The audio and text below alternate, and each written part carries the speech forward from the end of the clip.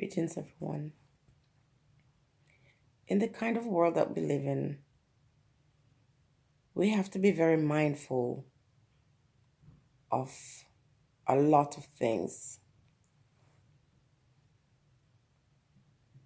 We're taught to pray for food, clothes, and shelter, but I think in our time, we have to pray for wisdom, knowledge, and understanding, yes, but a deep spiritual insight. I pray for the ability to read words and those words evoke the feelings of the person who writes them. I pray for that, and I think I have been blessed with the ability to see through stained glass windows. We got a lot of people who are surrounding us, sometimes friends, sometimes family, sometimes strangers, who want you to think that they're about love and that they care for you, but they don't. They don't care for you. So even though their words may appear to care for you, but if you are able to pick up on these vibrations, you can tell. It's the only way you'll escape in this time. You would ask me, well, do you know or did you sense that, stuff was going to happen with your channel? Actually, I did. I did.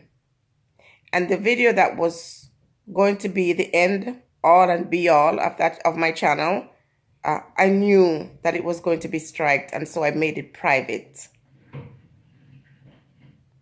I knew it was going to happen. So I'm very grateful for those spirits that continue to guide me to say move. And when I move, something falls in the space where I was sitting or standing. Or bring this, take this with you wherever and when I go. That's the most important thing that's needed.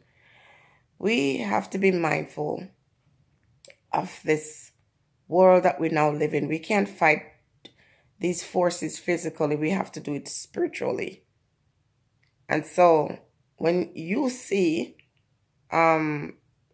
people hanging around you or anyone else, and you're able to recognize that person is a snake, you have to bring them out. And sometimes I do that. Sometimes I might do that in a comment section, because sometimes people pose or present them a certain image. Sometimes people say, I'm an African person, and they make you think that they're on your side, but they're not. They're enemy. They're an enemy. And enemy doesn't have to just be people from different race. Enemy can be your own. So when I use the term enemy, I use it simultaneously with all races. But one of the scariest things for me is when I see someone who's presenting him or herself as a friend, and that individual is not a friend. That person is an enemy. But the person is wanting you to think, making you feel comfortable around him or her. Meantime, they pose the greatest threat to you. And again, it's not just people outside of your community that poses threat, because sometimes your own family does that. This is one of the things that's going on in Jamaica right now. Families plotting and scheming to destroy their own. And in that case, there's very little people can do except the family themselves, except you being an individual within that family that ask and pray for spiritual insight that allow you to see people through these stained glass windows, to be able to understand that it's not everyone that smiles in your face is a friend. It's not everyone that is angry with you is an enemy. Someone can be very harsh with you and they're actually your friend. And there's someone can be very gentle with you, and they're only doing that just to get close to you, to hurt you, to harm you in the long run. Not everyone that smiles in your face is a friend. Not everyone that frowns at you is an enemy. Watch out for these snakes. They're good. They're sly. They say all the right things, but they're deadly. They just slither in your inbox, slither to your gate, slither in your life.